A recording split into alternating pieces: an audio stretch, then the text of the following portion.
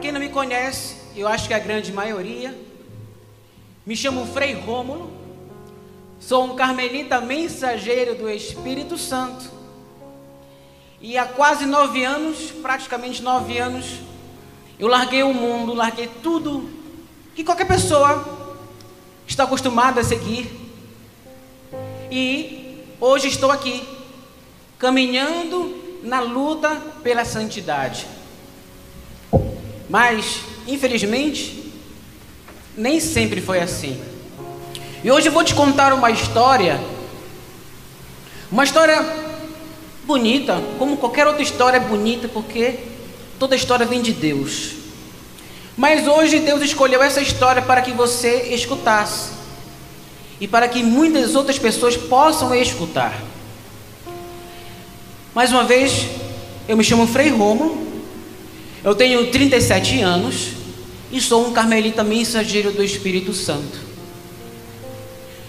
Eu sou um paraense, natural de Altamira, mas desde criancinha fui criado com toda a minha família em Belém do Pará. Sou de Belém do Pará,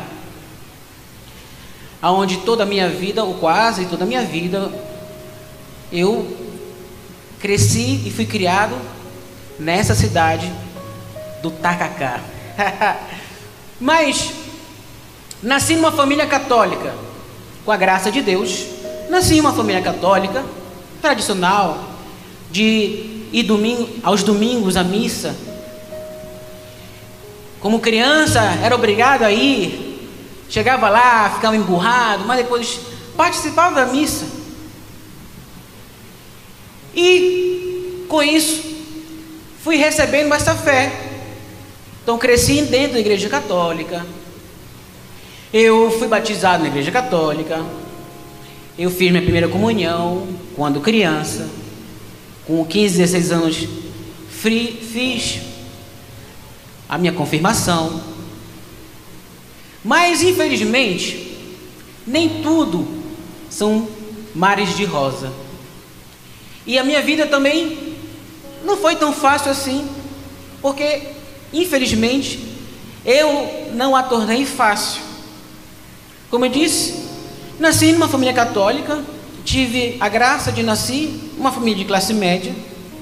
Meu pai, agrônomo, minha mãe, até então, na época do lar, quando eu nasci já tinha uma irmã mais velha. Posteriormente, nasceu minha irmã mais nova. Então uma família de pai, mãe, 3 filhos, eu sou o do meio.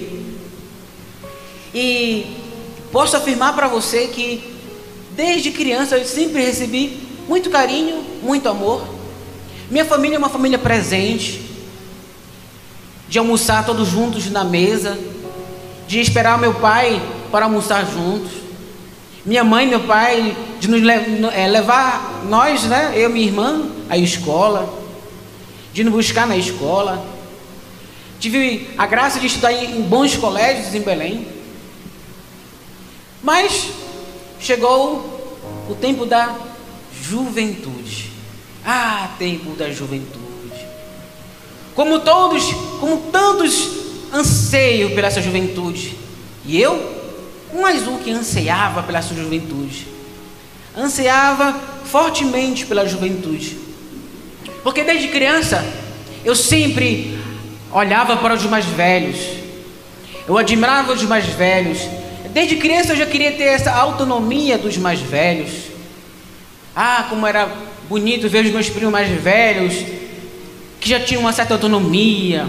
Então, chegando nessa juventude, ali já pelos 13 anos, na escola, eu já queria ser descolado, porque desde criança eu já olhava para os mais velhos. Então eu queria ser descolado, eu queria ser jovem, eu queria estar perto das menininhas, eu queria as menininhas da minha idade. Mas as menininhas da minha idade amadurecem primeiro. Aí elas olham para os rapazes mais velhos. Se eu já olhava, e aquelas mocinhas que eu olhava, que eu queria, na minha época que chamava de paquerar, queria paquerar, não podia, porque elas olhavam para os jovens mais velhos. Então, reforçava o meu olhar para esses jovens mais velhos da escola. Então eu olhava bastante para os rapazes que eram amigos da minha irmã, para os rapazes mais velhos. Então eu queria ser como eles. Eu queria ser descolado, porque eu queria estar com as menininhas. Eu queria ser o descolado da escola. Então, isso é só um pé para o inimigo. Você quer ser jovem, descolado, quer essa tal liberdade. E o inimigo te diz que para ser livre você precisa ser descolado. E para ser descolado você precisa ser livre. Precisa de uma tal liberdade. Então, juntou duas coisas. Juntou minha inclinação para querer essa vida liberal, essa vida descolada. E juntou o encardido que quer levar todo mundo para essa vida descolada, essa vida liberal, onde tudo pode. Então na minha cabeça a liberdade era tudo pode, e eu anseiava por isso. Então, muitos jovens já na porta da escola, com os rapazinhos, já acendiam um cigarrinho, já fumava porque eu queria me mostrar para as menininhas. Quando tinha uns rolezinhos de final de semana, já tomava uma cervejinha, um vinho, bebida alcoólica, porque eu queria ser descolado. Porque eu queria ser da galera. Eu queria ser da liberdade. Eu queria do paz e amor. Eu queria. Porque para mim, liberdade era sinal de fazer qualquer coisa que vem no seu telhado, na sua cabeça, na sua consciência. Eu queria ser dono do meu nariz. Eu te digo, jovem que me acompanha aqui nesse momento, quer ser dono do seu nariz? Quer? Cuidado, porque senão você vai quebrar o seu nariz. E eu quebrei o meu nariz. Só que não foi uma, duas, três. Eu quebrei inúmeras vezes. Porque o meu nariz era meu. Então eu metia ele onde eu quisesse. Mas Jesus misericordioso, né? Sempre presente, mesmo quando a gente quer afastar ele da gente. Então ali com meus 14 anos, eu tive uma experiência com Jesus. Na escola onde eu estudava, a minha irmã mais velha começou a andar com um povo da igreja católica, que uns jovens fundaram um grupo jovem dentro da escola. Eu acabei participando desse grupo jovem. Tive uma experiência com Jesus. Comecei a acreditar que aquele tal de Jesus que falam, não só falo, ele existe. Olha, que legal. Acreditei. Nossa, acreditei naquele tal de Jesus. Beleza. Mas, mesmo assim, com aquela inclinação de querer a liberdade, ali, já para o meu final dos 15 anos, para os meus 16, já comecei a querer voltar com aquele pensamento. Não, mas eu sou jovem, estou no flor da juventude, quero a minha liberdade. Como eu quero a minha liberdade. Troquei de escola, fui para uma escola melhor, de um padrão maior, em Belém do Pará. Então, comecei a andar com os jovens mais descolados. Só que naqueles jovens mais descolados, eu fui percebendo que eles eram descolados e tiravam notas melhores que a minha. Eu falei, mas peraí, tem alguma coisa errada aqui, não tá batendo. Eu já achava que era descolado, mas sempre fui obrigado a estudar bastante em casa. E as minhas notas não alcançavam a deles. Mas eles eram descolados mais do que eu. Então aquilo me atraiu muito mais. Então realmente comecei a andar com eles. E eles já faziam coisas muito mais erradas do que eu. Então, com meus 16 anos, no auge da liberdade, coloquei meu primeiro baseado na boca. Meu primeiro baseado. Sou livre agora sou livre. Eu tenho 16 anos, já pego as menininhas, já fumo meu baseado, eu sou descolado. Uhul! Só que o inimigo, ele é esperto. Ele pega você, vai te levantando, e você acha assim, uhul! Tô arrasando! Eu sou o cara. E você vai caminhando. E como eu falei, minha casa era uma família bem estruturada, onde sempre me cobravam de estudar. Então, aos 19 anos, entrei na faculdade. Entrei na faculdade. comunicação social. Mas na faculdade, comecei a conhecer pessoas muito mais avançadas do que eu. Mas muito mais avançadas. Em tudo que você pudesse imaginar, as pessoas eram muito mais avançadas do que eu. Então, aquilo que eu achava que era liberdade, fui metendo realmente. O Senhor já tinha colocado a mão, o pé, coloquei a cabeça, o corpo inteiro. E você que me acompanha, mãe, em especial, esse momento é para você. Saiba que quando eu rezava, saiba que quando eu perguntava para Jesus, Jesus, o que tu queres que eu fale? Para que não seja eu que apareça, mas seja tu. Quando eu conversava com Jesus, o principal que mais me vinha, além dos jovens que possam estar aqui e que sejam bem-vindos, mas é com você, pai e mãe, que me acompanha nesse momento. E você que me acompanha nesse momento, você que pode e tem aí a Sagrada Escritura de fácil acesso na sua mão, se você puder, se sua Sagrada Escritura for da Ave Maria, abra no Salmo 14 e 15. Se for na Jerusalém, abra no Salmo 16. Deixa abertinho aí, que nós vamos fazer um paralelo agora do Salmo e tudo adiante que será falado aqui. E mais uma vez eu quero te pedir encarecidamente, compartilhe esse momento. Compartilhe nas suas redes, compartilhe. Não para que eu apareça, mas para que Jesus misericordioso possa fazer a sua obra mais uma vez em tantos corações. Principalmente te dar uma palavra de esperança, minha mãe que você me acompanha, mãe, pai que me acompanha nesse momento. Saiba que Jesus preparou esse momento para que você escute. Escute isso. Entrei na faculdade e meti o pé, a mão e tudo. Meti o pé e a mão em tudo que, ou quase tudo que me ofereciam. Mulheres, drogas. Conheci uma tal de rave, que é tão forte lá em Belém. E ali, aí não prestou mais. Se eu já com 16 anos já tinha colocado um baseadinho na boca, imagine com 19 anos de idade, entrando na faculdade, conhecendo um monte de intelectuais, jovens intelectuais, mas todos muito mais loucos do que eu. Desculpa pela palavra, mas é isso. É uma loucura.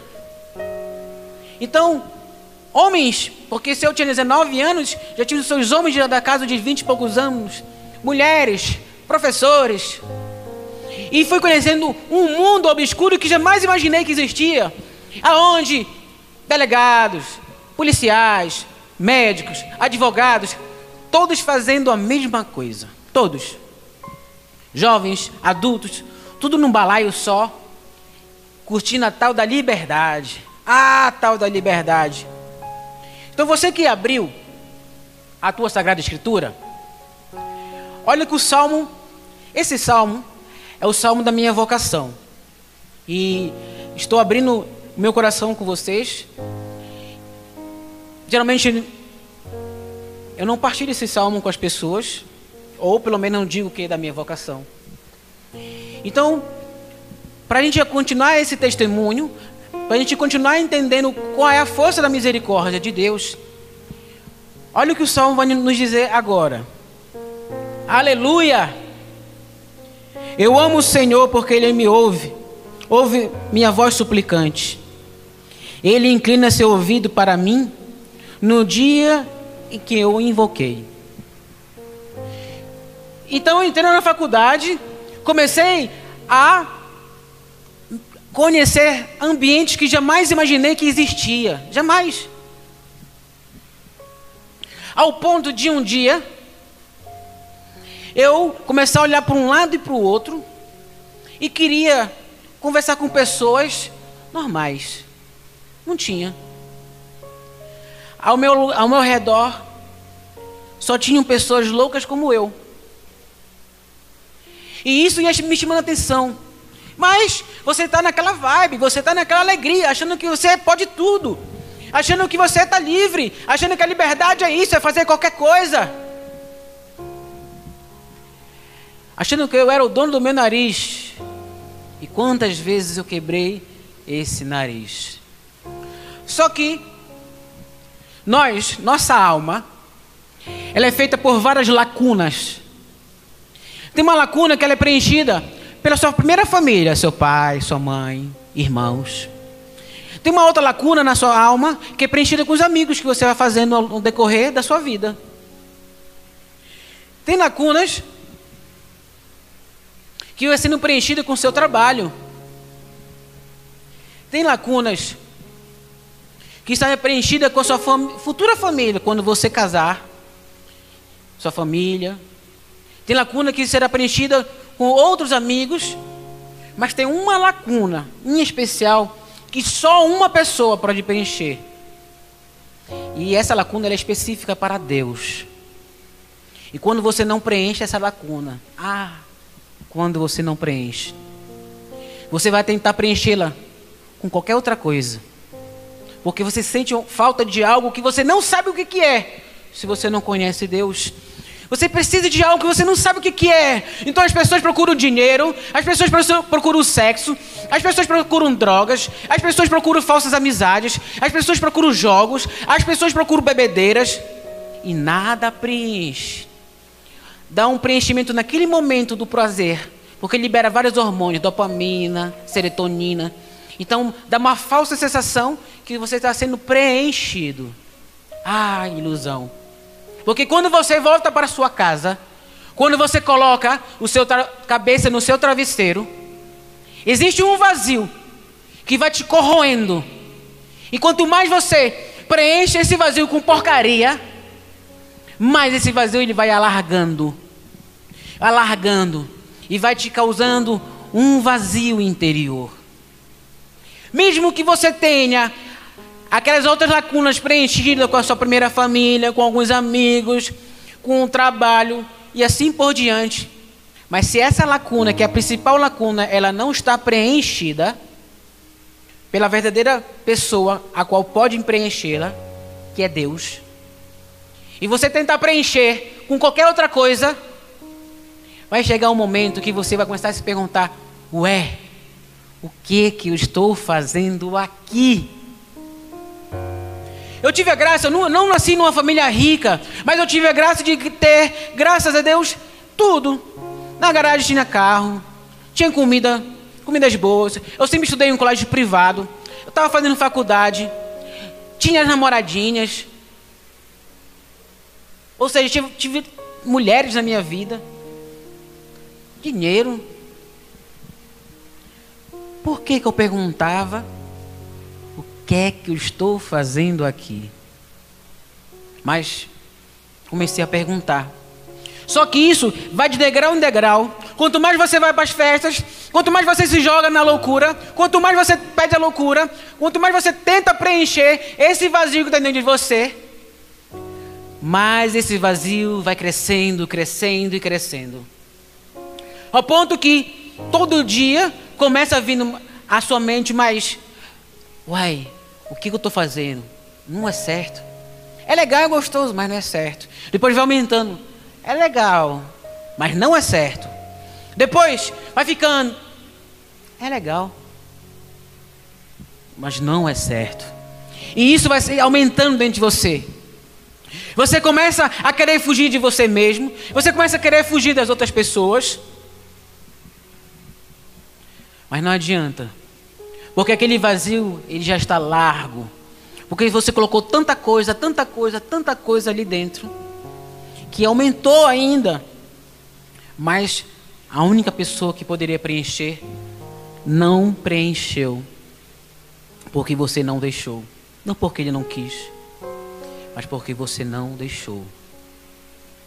Chegou um momento na minha vida que eu nem gostava mais de sair com as pessoas. Eu fazia minhas loucuras sozinho. Saía só, fazia tudo só. Mas chegou um momento na minha vida que eu olhava para um lado e para o outro e falava assim: não quero mais isso, não quero mais isso. Isso é efêmero, isso passa, assim que eu cheguei em casa, acabou. Para completar, eu perdi um grande amigo, um primo, um acidente de moto. Juntou tudo isso. A minha irmã mais velha já morava fora de Belém. Morava em Brasília, onde ela mora até hoje. Sempre me convidou para morar em Brasília. Juntou tudo isso, eu falei, opa, não quero mais viver. Não quero mais viver essa loucura. Vou para Brasília. Já que eu olho para um lado e para o outro, não tenho amigos. Poucos amigos reais, a maioria são conhecidos de farra. E eu quero sair dessa loucura, eu vou casar essa ideia. Minha irmã me chamando, fui morar para Brasília. Então, assim eu fiz. Fui para Brasília. E fui morar só, porque minha irmã é casada. Tem a família dela. Aí eu fui morar só. E saí com um objetivo no meu coração. Chegando em Brasília, eu serei um homem comportado. Eu não vou mais beber. Não vou usar nenhuma coisa ilícita. Vou arranjar uma namorada séria. Não vou ficar mais na promiscuidade. Serei um homem novo. Sem Deus? Não chegou a 3 meses. Morando só. Então em Brasília, só trabalhava. Liberdade. Aconteceu. Se você não preenche aquele vazio com a pessoa certa, você vai começar a querer preencher com qualquer outra coisa. Então, uma coisa puxa a outra. Em Brasília, comecei de novo a beber, a procurar outras coisas erradas. Chegou um momento que, mais uma vez, voltei a olhar para mim, para dentro do meu coração, e comecei a querer perguntar. Mudei de cidade, uma cidade maior. Tinha planos. Como eu tinha planos. Tinha planos de terminar minha faculdade. Assim eu fiz. Transferi meu último ano de faculdade para Brasília. Então terminei minha faculdade, arranjar um emprego, ganhar muito dinheiro. Até porque eu não sonhava em ganhar dinheiro.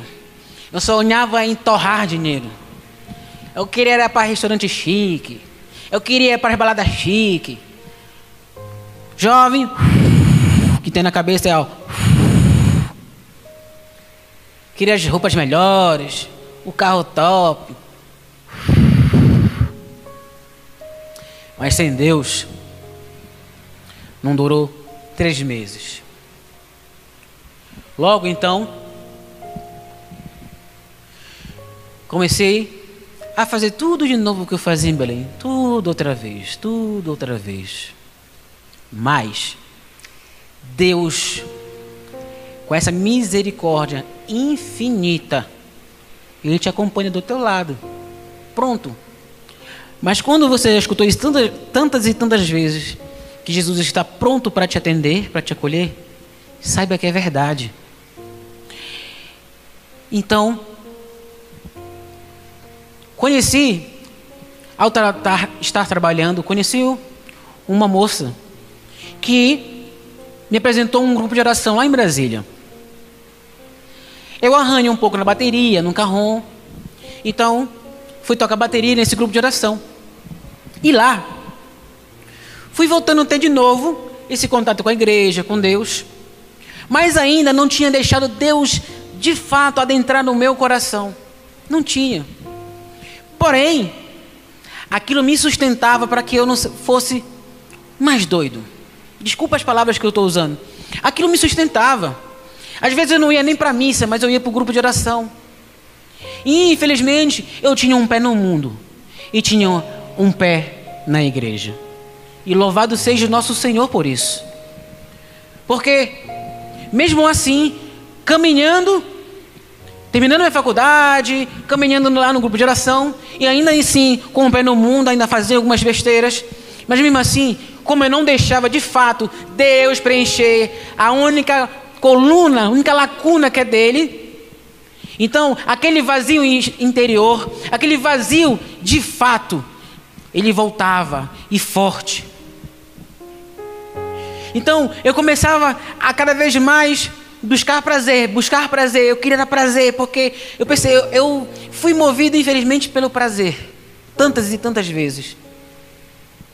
Mas Jesus não desistiu de mim. Nesse grupo de oração, tinha uma jovem que ela fazia parte de uma comunidade chamada Palavra Viva. Ela era da Aliança. E ela sempre me convidava para ir fazer retiro na Palavra Viva. Naquele tempo a Palavra Viva tinha sua sede lá em Minas Gerais. E quando ela me convidava, eu brincava com ela. Eu falava, qual o valor da caravana? É X. Ah, não. X, eu vou para Canção Nova. Então ela ficava aperreada comigo, porque eu brincava com ela. Mas, um belo dia, já não aguentando mais fazer o que eu fazia, ao ponto de a minha família estar sofrendo junto comigo, e eu vendo a minha família sofrer junto comigo, quanto mais eu via a minha família sofrer, mais eu sofria. Quanto mais eu sofria, mais eu queria prazer, porque pelo menos era a anestesia da minha consciência. Um dia eu vi minha mãe se ajoelhar aos meus pés, chorando, e disse para mim: meu filho, para de morrer, para de se matar, porque eu estou morrendo junto contigo. E ali Deus usou daquilo para ser a faca que transpassou o meu coração. E foi nesse dia que eu cheguei com essa moça lá no grupo de oração. Eu falei: fulana, quando é que vai ter um retiro nessa comunidade? Preciso fazer um retiro lá. Aí ela falou: olha, Rômulo, agora no carnaval vai ter. Eu falei: opa, é isso aí. No carnaval eu vou. Aí ficou espantado. E de fato eu fui. E lá no carnaval, no retiro dessa comunidade, um abraço para os meus irmãos da comunidade Palavra Viva. E lá eu tive um reencontro com Jesus, uma alegria, ao ponto de voltar para Brasília alegre, determinado. Não vou mais fazer besteira, não vou mais querer nada disso que me leva para a lama. Não vou isso, eu quero simplesmente ser um homem de Deus simples e casar e ser feliz para sempre, construir minha família dentro da igreja. Eu queria isso. Mas o inimigo é um leão que te cerca rugindo, pronto para te devorar. Basta um vacilo e ele te agarra com aquelas unhas envenenadas. E assim aconteceu. Bastou um vacilo, me desviei, mas me desviei de cabeça. Me desviei de cabeça ao ponto de um dia eu começar a pensar: eu não tenho mais sentido de vida, Deus, eu não posso nem mais pedir para Deus, porque Deus, eu brinquei com o amor de Deus, eu tive esse encontro com Deus, mas eu esqueci Deus. Então, o que eu estou fazendo aqui? Então, só me vinha um pensamento de que não preciso mais existir. Então, comecei a pensar em como tirar a minha vida. Compro uma arma, dou um tiro sobre minha cabeça, me jogo de uma ponte, atravesso na frente de uma carreta. O que eu faço? E quanto mais eu pensava nisso, mais me dava vontade, porque via a minha família sofrendo. E já não era nem mais por mim, mas já era pela minha família. Eu já não queria mais ver minha família sofrer. E quanto mais eu os via sofrendo, mais eu sofria e mais prazer. E um dia, essa mesma moça falou: olha, Rômulo, vai ter um outro encontro lá na comunidade, agora em julho. Você não quer ir? Eu falei: vou pensar. E eu fui, decidi ir. E no caminho eu disse para Deus: Jesus, ou tu faz alguma coisa comigo, ou eu vou fazer. Agora eu te peço para voltar de novo. Te peço para voltar de novo para a Sagrada Escritura. Olha o que o salmista ia dizendo: cercavam-me laços da morte, eram redes do Sheol. Caí em angústia e aflição. Então invoquei o nome de Deus. Ah, Senhor, liberta a minha vida. E eu fiz isso no caminho. Porque eu lembrava que e tinha ainda uma certeza lá no fundo que só Ele podia fazer alguma coisa na minha vida. Só Ele. Eu tinha essa certeza que só Ele podia fazer alguma coisa na minha vida. Mas eu o ameacei. Eu disse: ou tu fazes alguma coisa, olhando para a cruz. Falei isso 2 vezes, uma no ônibus, na caravana. E depois, quando eu olhei para a cruz, no silêncio do meu coração, eu disse para Ele: ou tu fazes alguma coisa na minha vida, ou eu farei. E mãe, pai, mães e pais que me acompanham, saiba que a minha mãe jamais desistiu de mim. A minha mãe rezava por mim desde os meus 16, 17 anos. Um joelho no chão. A minha mãe rezou por mim mais de 10 anos. Tem orações, tem milagres que acontecem. Isso tudo vai de acordo com a graça de Deus. Tem milagres que acontecem depois de um rosário. Tem milagres que acontecem depois de um mês. Mas tem milagres que acontecem depois de anos. Tudo a seu tempo. Mas eu te digo, Deus não é mesquinho. Quando Deus dá, Ele dá com abundância. Então eu te digo, você que me escuta nessa tarde, por isso eu te digo, você que pode, compartilhe essa live com seus amigos, coloque nas suas redes, coloque nos grupos da sua família, compartilha, faça chegar esse momento a muitos outros corações, a muitos outros pais e mães que precisam escutar isso, a tantos outros jovens também. Deus não te abandona jamais. Deus não te decepciona. E Deus, quando dá, Ele dá em abundância. Em Mateus 7, Deus diz: batei e será aberto, pedi e vos será dado. É palavra de Deus.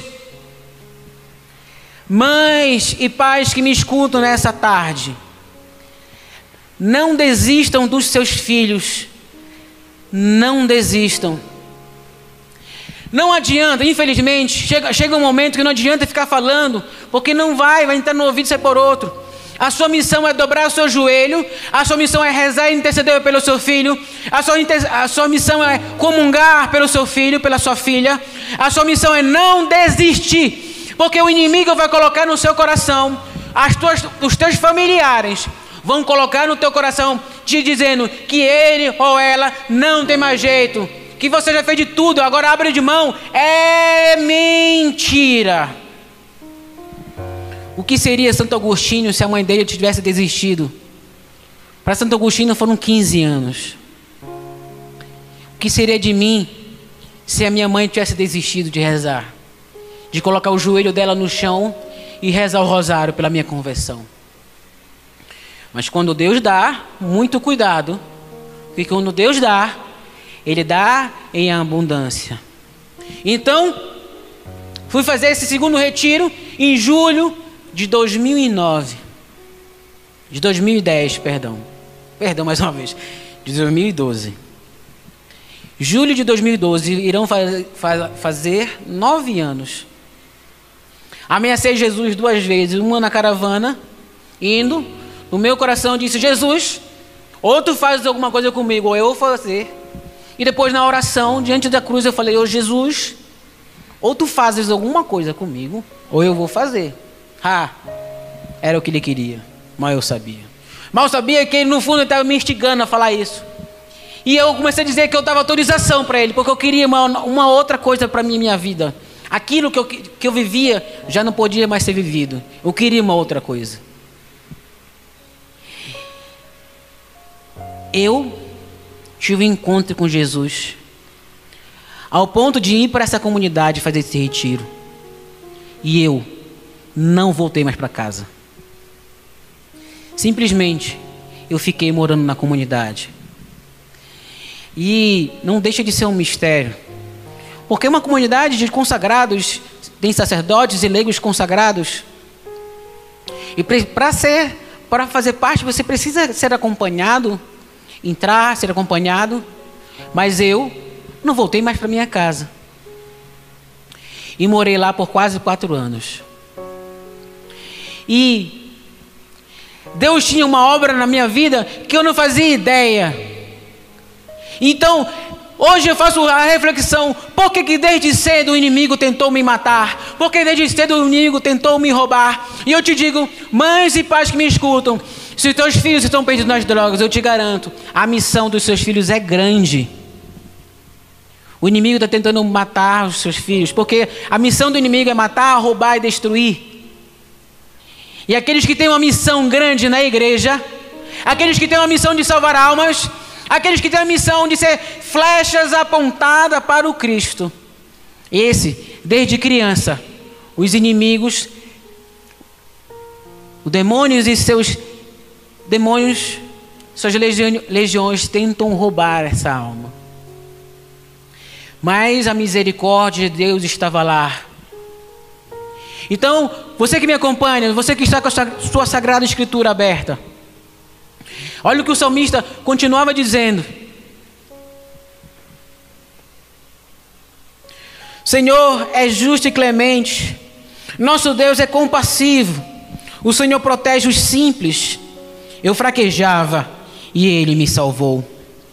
Voltava ao repouso a minha vida, pois o Senhor foi bondoso contigo.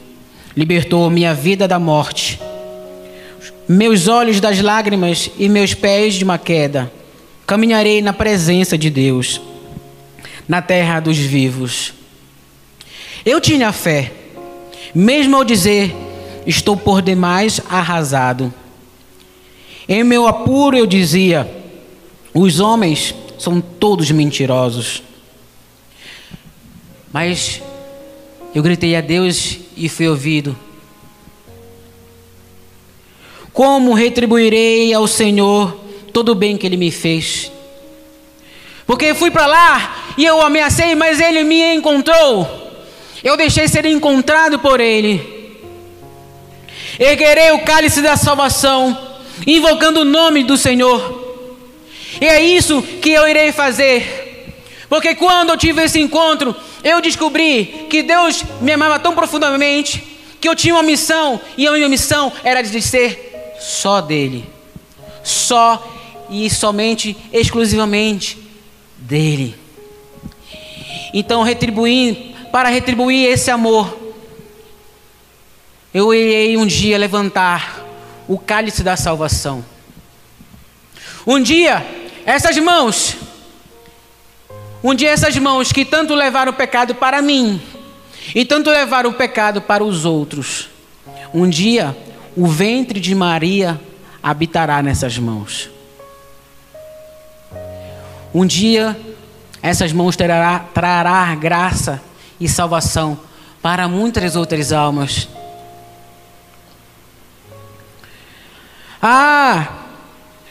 O Senhor dá-nos a salvação, dá-nos a vitória, Senhor. Bendito que vem em nome do Senhor, da casa de Deus, nós vos abençoamos. Senhor é Deus, Ele nos ilumina. Formai procissão com ramos até os ângulos do altar.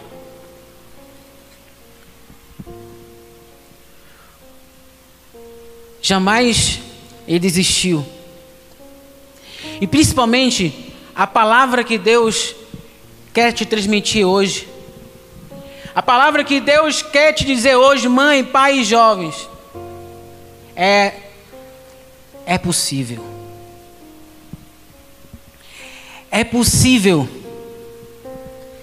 Não desista, é possível. Cumprirei ao Senhor os meus votos. O salmista ia dizendo, e eu uso essas palavras, e essa é a palavra da minha vocação. Cumprirei ao Senhor os meus votos, na presença de todo o seu povo. É custosa aos olhos de Deus a morte dos seus fiéis. O Senhor, porque sou teu servo, filho de tua serva. Rompeste meus grilhões, e eu te oferecerei um sacrifício de louvor. Invocando o nome do Senhor, cumprirei ao Senhor os meus votos, na presença de todo o seu povo, nos átrios da casa de Deus, no meio de ti, Jerusalém. E em nome de Jesus, hei de cumprir os meus votos na Assembleia do Senhor, diante da Jerusalém e da Jerusalém Celeste. Todo esse momento foi para te dizer que é possível. A misericórdia de Deus é lá, ela está aqui. Eu não sou melhor que ninguém, a minha mãe não é melhor que ninguém, mas ela confiou. O mundo pode te dizer que você não tem mais jeito. O mundo pode dizer que o teu filho, a tua filha não tem mais jeito.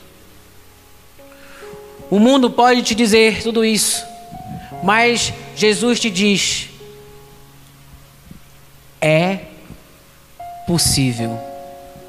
É possível.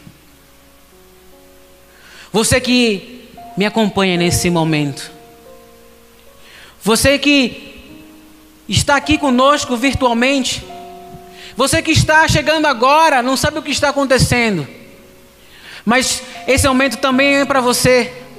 É um momento de misericórdia, aonde Jesus te diz que não te abandona, que não te abandona. Jesus te diz que a misericórdia dele é infinita. Jesus te chama a esse momento a orar comigo.